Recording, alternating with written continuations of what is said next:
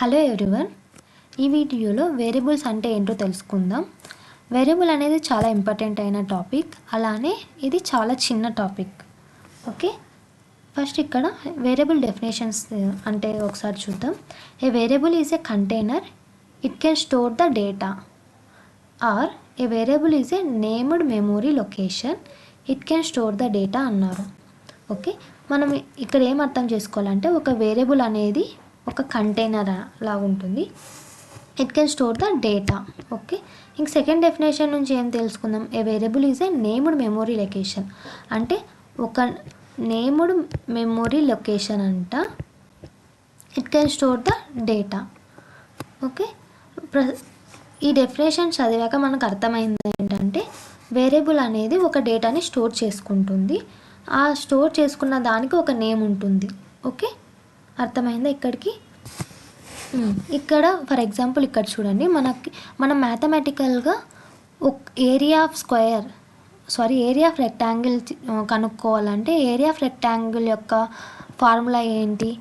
Length into width. ఇక్కడ length width, so length into width A into B అనేసి కనుక్కుంటాం. So first ఏంటి, మనం మ్యాథమెటికల్స్లో ఫస్ట్ ఏ వాల్యూ ఎంత ఉంది, బి వాల్యూ ఎంత, నెక్స్ట్ ఇంకొక వేరియబుల్ ఇంకొక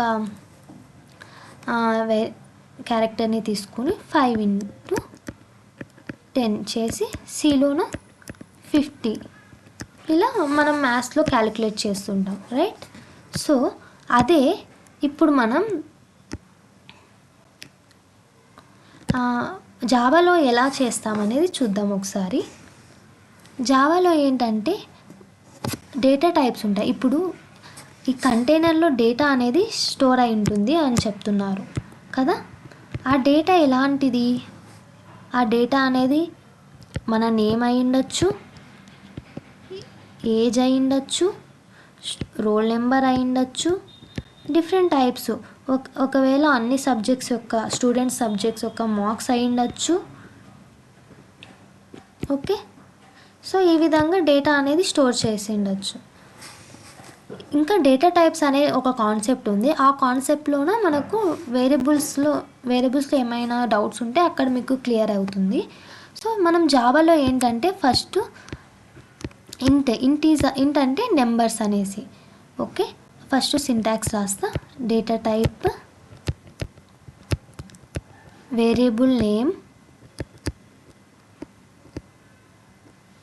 ఈక్వల్స్ టు వాల్యూ. ఈ విధంగా మనం వేరియబుల్ని క్రియేట్ చేస్తాం జావాలోన.